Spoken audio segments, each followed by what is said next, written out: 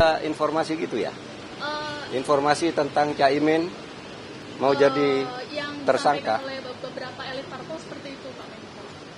Sejauh pengetahuan saya, Caimin itu tidak menjadi tersangka ya, karena tidak terlibat dalam materi perkaranya. Itu kasus kan sudah lama. Kalau memang terlibat mestinya udah dulu.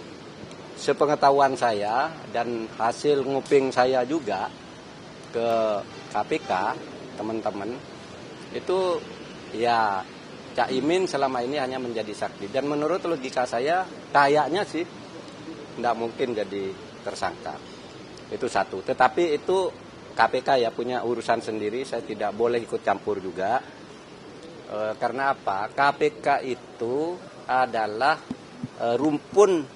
lembaga di rumpun eksekutif tetapi bukan bagian dari kabinet, ya.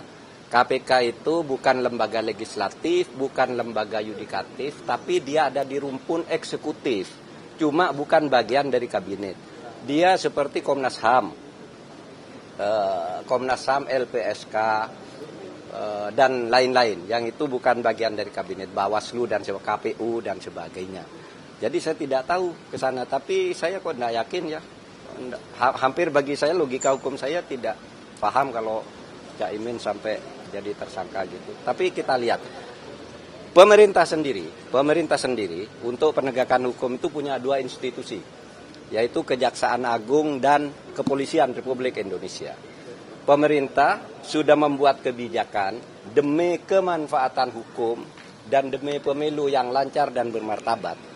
Kasus-kasus korupsi yang diduga melibatkan pelaku politik atau aktivis politik yang akan menjadi calon kontestasi di pemilu itu ditunda dulu. Ini kalau di Kejaksaan Agung dan Kepolisian, agar tidak ada orang menjadi calon lalu dilaporkan gitu, ini korupsi, oh ini dulu nganiaya orang, lalu pencalonannya batal dan sebagainya. Oleh sebab itu sekarang ditangguhkan sejauh menyangkut calon-calon pimpinan partai politik, laporannya yang masuk ke pemerintah di luar KPK, kita tangguhkan dulu demi kemanfaatan hukum. Tujuan hukum itu menurut konstitusi kita kan tiga. Satu, kepastian hukum. Yang kedua, keadilan. Lalu yang ketiga, ini kemanfaatan. Adil atau pasti kalau tidak memberi manfaat, misalnya membuat negara guncang, pemilu dan sebagainya, itu tidak bagus. Oleh sebab itu kita menunda demi kemanfaatan. Tapi kan KPK punya kebijakan sendiri, Pak.